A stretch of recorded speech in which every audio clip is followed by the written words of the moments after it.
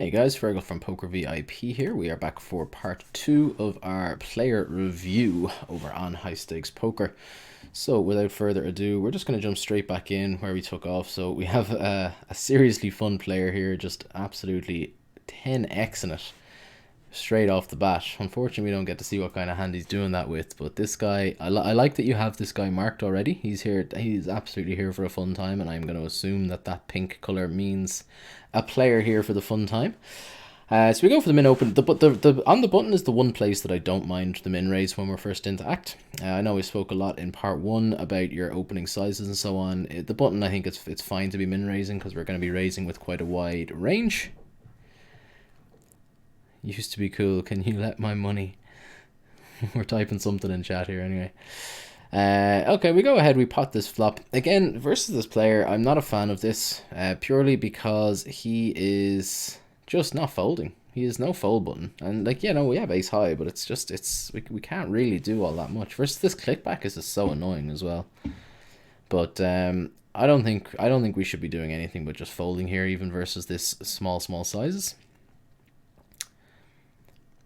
So we're seriously deliberating the call here against pretty much anybody. This is a completely straightforward fold. Versus this guy, there is some argument for continuing because he's just that crazy. But we'll be able to pick better spots. So I'm fully on board with that fold. As I said, I think your bet is probably not something that you want to be doing versus this kind of player. I think against most people, that bet is going to be fine.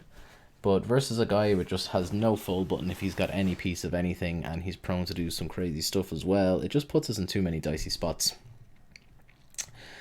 So we go ahead, we fold, obviously. I think it was 10-3 or 10 deuce that we had there a moment ago. Pretty standard, obviously.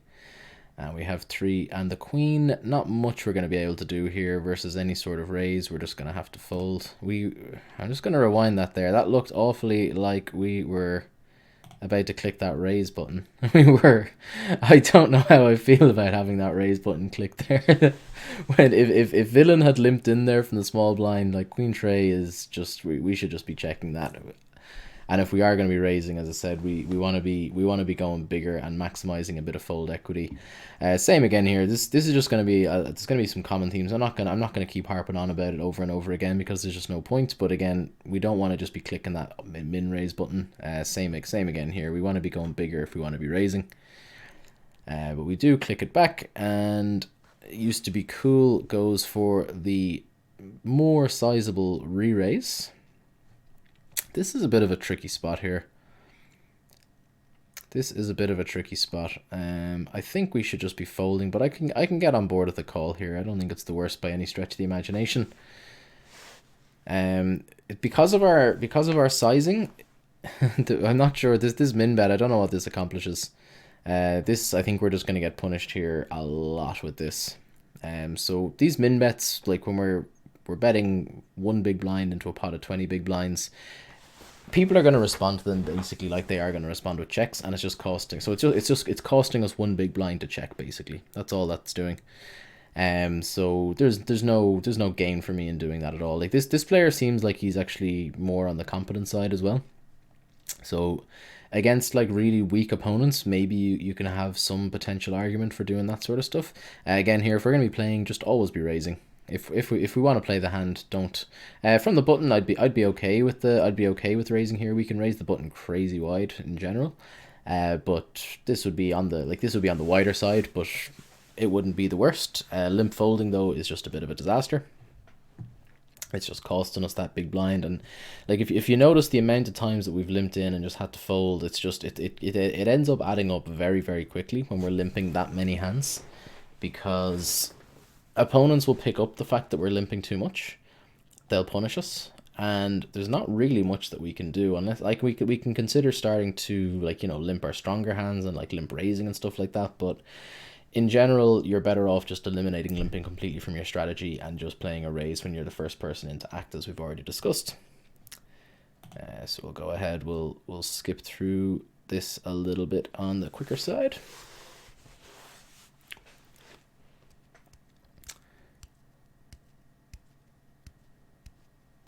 10-4 suited. We have suited cards, so I don't like having check fold clicked here. Versus a min raise, we can definitely defend this hand. Purely because it's suited. If it wasn't suited, we would be folding. Like versus this size, versus this player especially, I'd be okay defending here and taking a flop. We don't, but you know, there are worse mistakes that you can be making for sure. It's not the end of the world, but in general, any suited cards are going to be good enough to play versus a single small raise when we're relatively deep. 5 tray, we just get to fold. That's fine. No harm, no foul.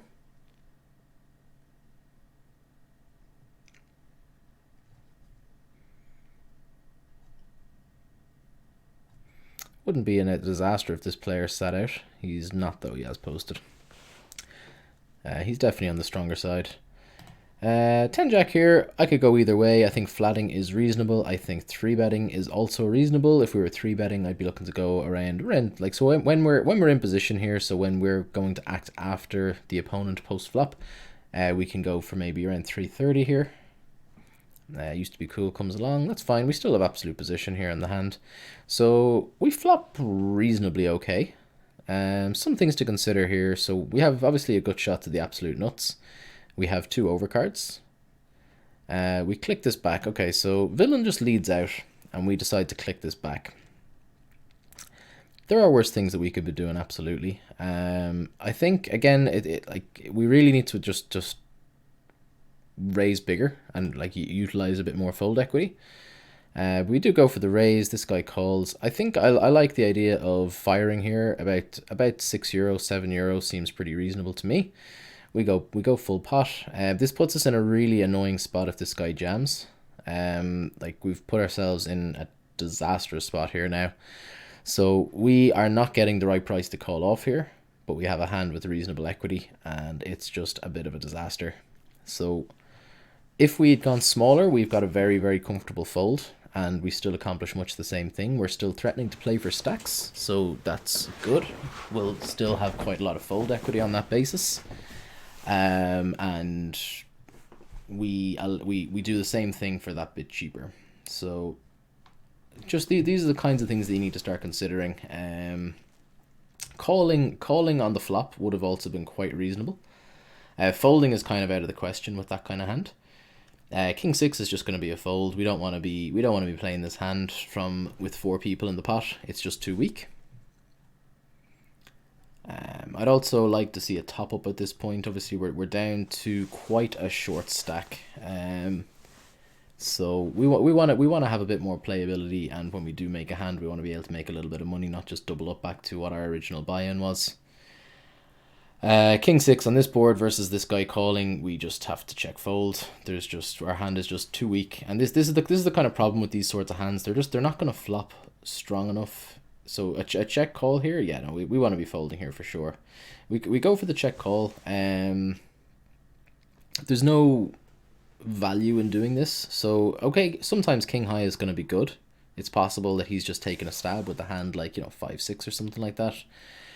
But there's still a lot more betting before the river comes. So we're going to have to keep checking to him, and he's going to be able to put us under an immense amount of pressure. So there's just really, even when we have the best hand there, it's going to be incredibly difficult for us to actually win, because there's not that many lines that we're able to take other than just check calling and check folding. Like check raising doesn't make any sense with that kind of hand.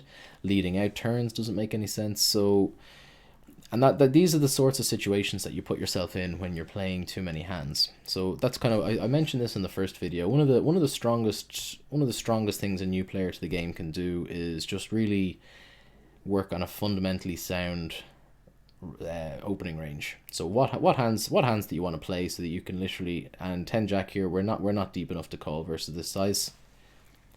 We should just be folding to that 3-bet. So if we are going to lead here, I mean, I guess a jam isn't the worst thing in the world. Check raising, I mean, there's enough money in the pot, and we're probably going to have 2 overcards, so it's probably not the worst thing that we can be doing. But again, it's like the vast majority of tricky spots arise from poor pre-flop decisions. So there, for example, it puts us in a very large and bloated pot by calling the 3-bet pre, whereas we have what should be a relatively straightforward fold versus the re-raise, because we're just not deep enough to be calling that kind of hand out of position. If our stacks were deeper, there's an argument for it, but we have to consider how much that we're able to win, and how well we're going to be able to utilize our stack on flops, turns, and rivers. And we're just not deep enough to want to be playing a bloated pot with a hand like 10 Jack there.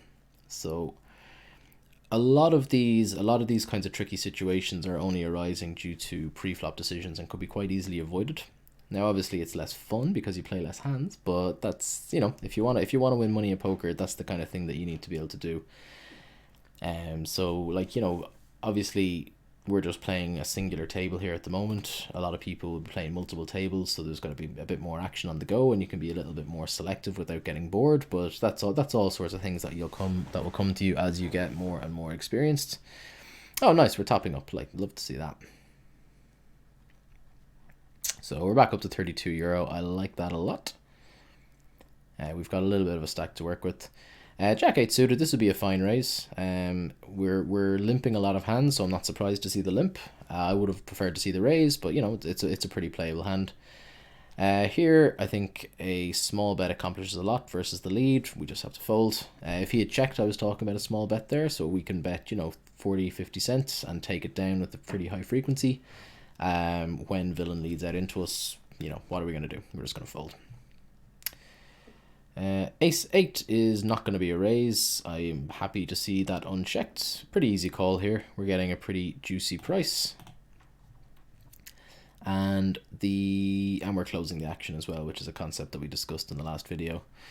We just pot out here, so if we're taking this kind of line, so we need to think about how our image is going to look on this table. We've been taking some pretty wild lines all around. We have gotten some questionable hands to showdown, so I don't think people are going to be respecting our bets all that much at the moment. To be fair, this kind of board, it isn't the worst thing that you can do, just leading out like that. We can have hit this board in a pretty decent number of ways, but when we have that sort of maniacal image, and we have at least one, like this guy I'm almost sure is going to be a decent reg. This guy hasn't really gotten too far out of line either, so he seems like he's decent. It's still a fine table. This guy is just giving his money away, so it's still worth staying. But both of these guys seem like they're going to be reasonably okay at least. I do not want to see a call here. We do call. We are ahead. Oh my days. And unfortunately, we do not hold. So that is about as good a situation as we can possibly end up in, which is it's unfortunate that we didn't win, obviously. But you'll recall in part 1 I spoke a little bit about in a similar situation where we got in, I think it was with Ace Jack versus Ace 4, where this player up here picked up a gut shot on either I think they turned a gut shot and they managed to get it in, and our Ace Jack held. That's just one of those spots where we should never really be ahead versus villain's line. It's just not something that should ever happen. So despite the fact that we were there, that's and I'm gonna take away my my reg tag for this player as well. I feel like that was a pretty optimistic check jam with just the naked with the weakish flush draw as well. But as I said, it's just one of those situations where we're not going to be ahead all that often. In theory, we really just shouldn't ever be ahead there versus that kind of line. I mean, you know, you can argue that villains should always have some bluffs in any given spot, but the fact of the matter is, in a lot of situations, people just won't. They won't be bluffing with those kinds of lines, and the check call on the flop and then the check jam on the turn on that kind of board, I'm really surprised to see a draw there. I think that's just going to be a reasonable strength holding almost always. And there's going to be some spots where we're just going to be drawing dead versus two pairs versus sets and all that sort of stuff. So, yeah. Despite the fact that we got our money in good there, I do not like our line, and I do not believe that that call is going to be making us money long term, despite the fact that it was making us money in that individual spot, if that makes sense. So we've just missed a couple of hands there. We have to rebuy, and we're just waiting for our blinds there. That's fine. Let's just zip around here. We have our blinds now. 8 deuce, nothing really we're going to be able to do here other than just go ahead and fold pre-flop to any sort of raise. Even if all of these guys call, this is just way too trashy a hand for us to want to peel despite getting a very decent price pre. So yeah, I think I'm perfectly okay folding here regardless of any action once there's a raise.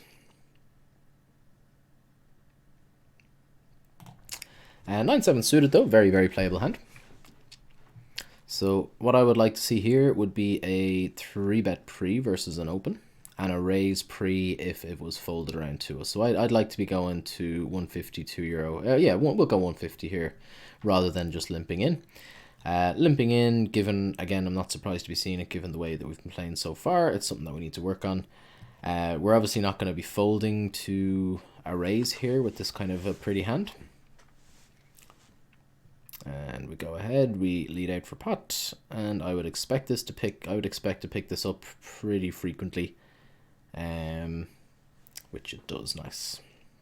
Just a very difficult board for villain to have connected with in any sort of meaningful way when he checks pre.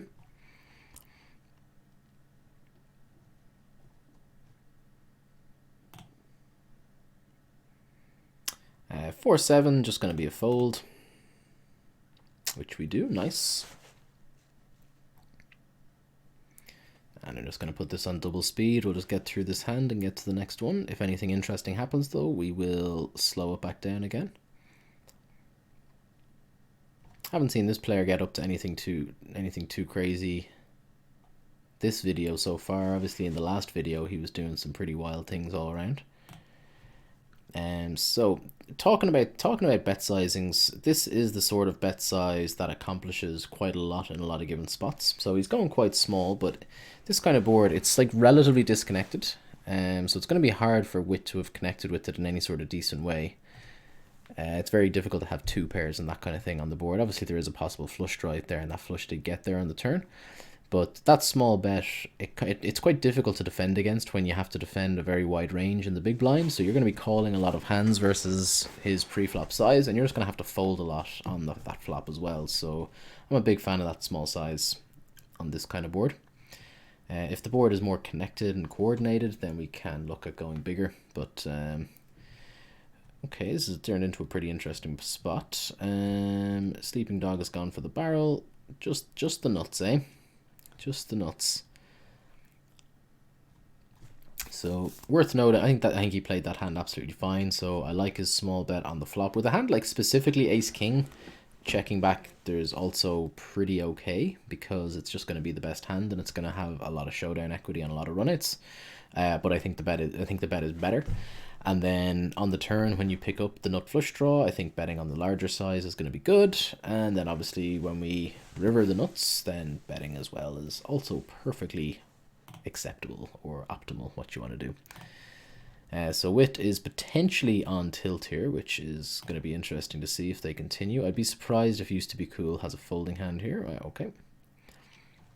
As I said, this player is definitely going to be one that everyone's going to want to get involved with. So even, and like, you know, he's been playing pretty wild all around as well. Okay, King 6, definitely want to be calling here. Again, the raise, just it's not a strong enough hand to be raising with. When you do raise, you're opening up the possibility for him to come back over the top and re-raise you, which is a disaster. And it's just a hand where it's going to be a perfectly profitable call. So no real, like, when you raise, you're going to be bloating the pot with, like, it is, like, at the end of the day, it is a relatively, like, pretty marginal hand. But we're getting the right price to be calling and taking a flop. There are a lot of fun flops that can roll off for us. And the raise is never going to get anybody to fold. So because we've gone so small, so all we're doing is just making the pot a bit bigger and making post-flop spots trickier for us, essentially.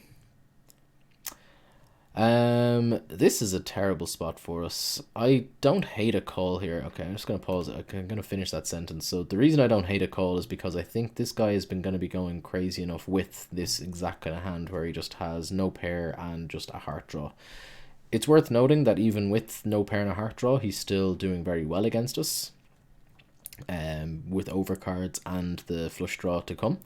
But given how maniacal he's been playing, I think this call is going to be okay. And oh, dear lord, another bad river. It was a great turn for us, obviously, but a very, very sad river. That is not what we wanted to see. We've been getting kind of shafted by the rivers now a couple of times so far this video. That is not what we wanted. So yeah, that's that call I'm pretty okay with. The other call where we had, I can't even remember the hand now, but we got it in versus the jack eight. How does this guy just wake up with kings? That is just disgusting. Oh my goodness, that's so grim that we're just that dead versus that hand. So just to word note there, you've got you're able to auto buy in there if you want to. So it'll kind of continuously top you up to a set number of levels to save you having to manually top up when you reach a certain point. So you can just say if you drop below, say 50 big blinds, that you top up to 50 big blinds. So I just always have mine set up so anytime I'm below the 100 big blind mark, it just tops me back up to the table maximum. That's the table maximum in most places anyway. It does vary a little bit. Okay, a6 would like to see a raise here. We go for the limp. This should be a raise for sure. And it looks like we're going to see a multi-way flop.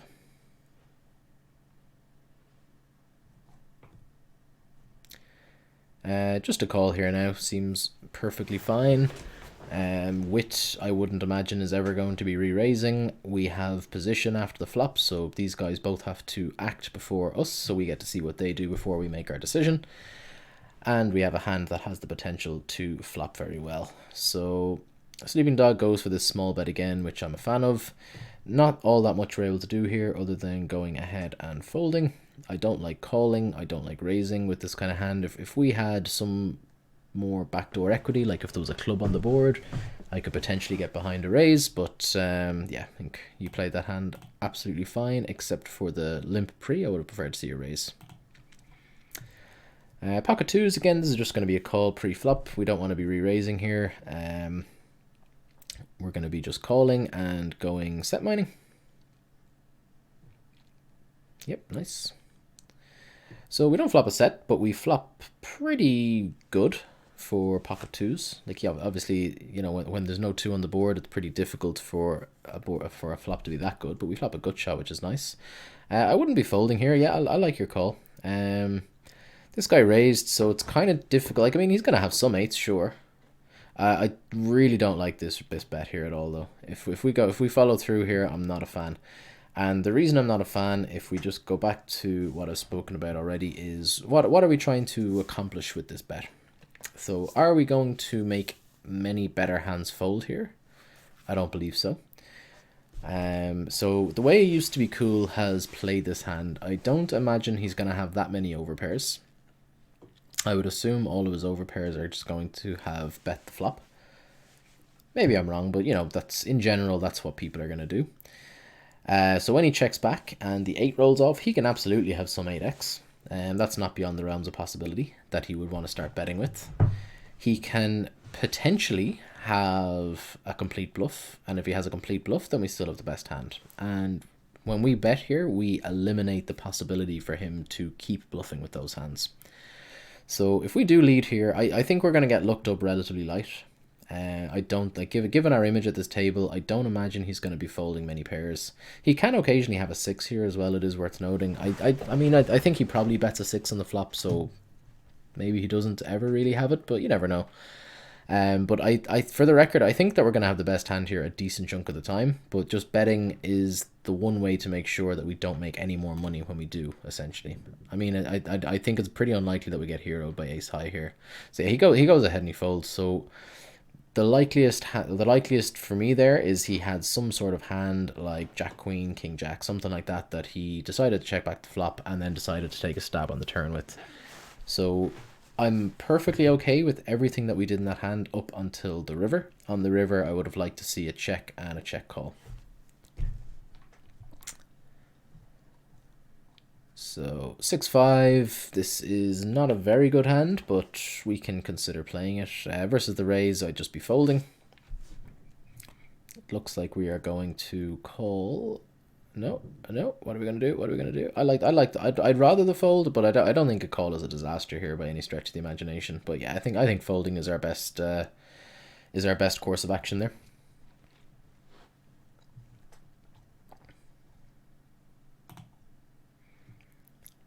10-6, just going to be a fold. No. So this, again, this is just way too weak a hand to want to be playing. So if you were to look up any sort of kind of poker strategy, it's pretty easy to find sort of reasonable ranges for what you should be doing in certain pre-flop spots. And yeah, 10-6 is just going to be way too weak a hand to want to be playing, even from the button, which is where we should be playing the most hands. So pot's gotten pretty big, but we do not see showdown. Fair enough. Jack 9 is more playable. Again, I would always be bringing this in for a raise. I feel like I'm banging on a drum at this point with this comment, but it's by far the largest leak that I've seen is just the limping in over raising when you have a hand that you want to play. So Jack 9 is going to be a fine raise from the cutoff. So we flop open an open ender. So obviously any 8, any king gives us essentially, like an 8 gives us the nuts, a king gives us basically the nuts. I'd like to see a bet here, start building the pot and utilize some fold equity. I think going like a euro is going to do a decent bit. Just a bit too small here, but we get one fold, which is good. If we get all folds, then it's fantastic. We win a pot with Jack high. But I would have gone a little bit larger. So we do call and get the call. I think a second barrel here is going to be good. I think I'd be going bigger. I don't think we need to go quite pot, but I think we can go kind of 152 euro here on the turn. But I think this is going to be a fine wager. This is a really interesting spot here now. So we actually will have the best hand here sometimes. So Sleeping Dog here can potentially have hands like 5, 6, 7, 8, stuff like that will play this way. I think it's incredibly unlikely that he has a king or a queen. I think it's incredibly unlikely he has a 10. Because I feel like a queen, I don't know if he just check calls versus your size with the queen on the flop. And I don't think he is just going to check call with a 10 on the turn. So normally with a hand like this, I would be very okay with continuing to bet. But honestly, I think I'm okay with actually just taking our showdown value here. So if we bet here, we're hoping to just fold out like King Jack basically, and maybe a hand like, you know, Ace Jack. But again, I don't think he's really going to show us Ace Jack. He is thinking about it. It's an interesting spot. So the fact that he's tanking would lead me to think that I'm wrong. That he doesn't like, because if he has a hand like 5s or 6s or 7s, then it's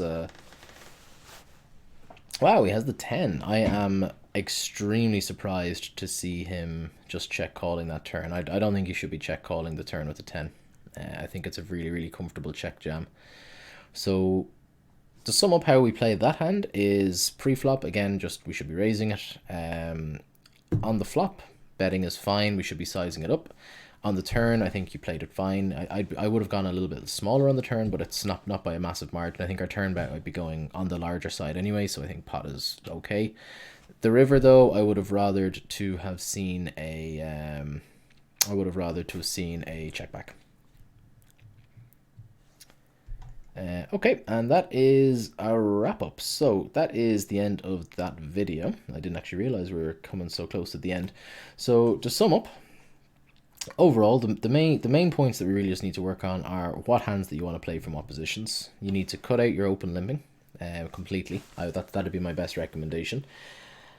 Post flop, you need to have a bit more of a plan. So your bet sizes seem to really just vary between like really small and really big. Whereas in general, neither of those sizes are going to be very good that often. Like you can get away with smaller bet sizes and they're going to accomplish a lot more of what you want to accomplish. So the one thing I always tell my students when I am doing coaching sessions with them is you should always have a reason for a bet. So that there's like the two main reasons are to get called by a worse hand and to fold out a better hand. There are other elements of, like, denying equity to hands that are currently the best hand, but you're okay with getting them to fold and so on. But if you just strip it back to those basics, those two fundamentals: is a better hand gonna call, or sorry, is a better hand gonna fold, in which case it's a bluff? Is a worse hand going to call, in which case it's a value bet? So those are the two things that you really want to be focusing on. And I think we ended up in a lot of spots where we were putting out a lot of bets that couldn't really be classified as either. Now, we ended up getting all in some really interesting spots where it turned out that our bluffs were actual value bets. But like we ran really, really poorly all around on those rivers. But the point I would really hammer home there would be that we were extremely fortuitous in both of those key spots to have the best hand. And as a general rule of thumb, that's not going to be the case with the way that we played those. So but yeah, overall, there's obviously a lot to work on there. But it's like anything. If you want to get better, you can. There's a huge amount of resources out there available to learn, to improve. Those would be the main areas that I'd want to be focusing on. And when you do get a bit more familiar and comfortable, I would recommend looking to just get familiar with 100 big blind stacks, because if you want to become a winning player, the best way to improve your win rate is to get comfortable playing a bit deeper. Obviously there is kind of short stacking strategies and so on that you can play, but in my opinion, you're better off. It's going to make you a better overall player learning to play at the 100 big blind stack depth, just because the majority of games will play at that sort of depth. But yeah, I hope you enjoyed this review. I hope all the viewers have enjoyed it. Thank you very much for tuning in, and take care.